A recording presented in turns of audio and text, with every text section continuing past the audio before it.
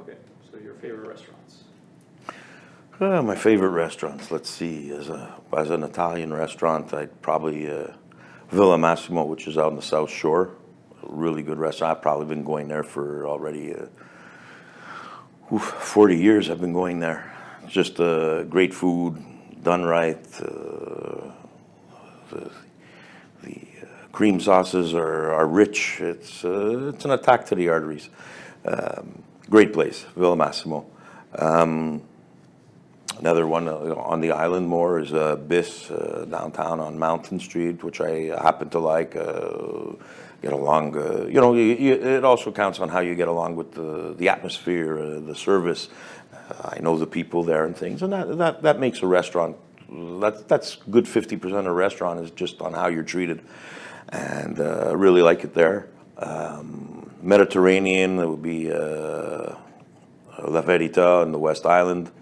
Again, it's a great place, treated good. The owner's great. That type of thing. So again, it makes the restaurant is the food, the combination, the atmosphere, and the people that surround it.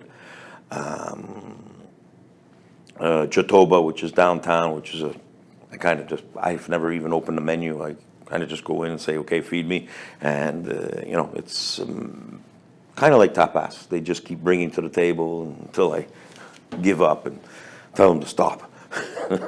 And that's a good restaurant. Again, it's great atmosphere, a great place to be. I'd say those are pretty much restaurants that I keep on the top of my list. If I go for steak, Cul de Cheval, I'd say the 40 West. Those are the types of places that I would go and mostly hang out. I mean, Montreal's just filled with great restaurants, many places to go, many places to enjoy. But those are the standard go back tos, like the people there, owners and stuff, become friends, and it's like going home to eat for me. I'd say that's about what it is. The favorite whiskey bars? Favorite whiskey bar. It's funny because most of the people that know me know I'm trying to get into finding out about scotches and trying to understand the scotches and pairing the scotches with cigars or whiskey and stuff. And I guess my biggest drink, if I'm drinking, is rum. But I'm trying to get into the scotch. One of the places I'll try it more often, or I'll have a nice cigar and try a different scotch, would be Whiskey Cafe here in Montreal. And I'll go pretty much by people I'm with, so they'll identify, like, try this and try that. And one is more smoky, one's more woody, one's been aged for a year in a wooden casket. Other ones have been aged for 6 months and then transferred to some other kind of cask. I really know very little about Scotch and whiskey. It's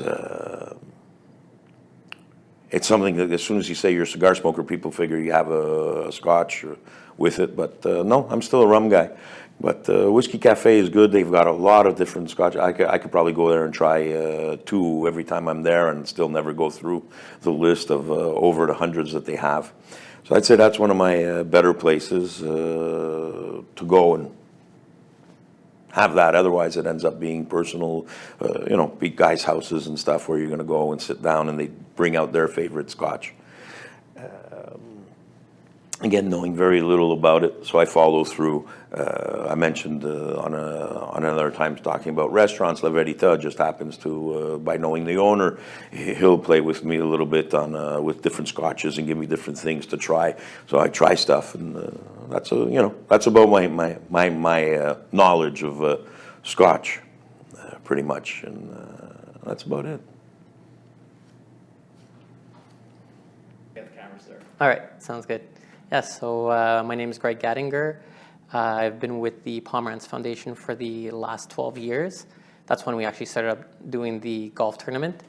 For the first year, I just was doing mostly the bookkeeping side, and then I slowly got more and more involved with the foundation, and now I'm actually one of the head coordinators for the golf tournament, which we do on an annual basis. Over the 12 years, we've raised over $1.7 million.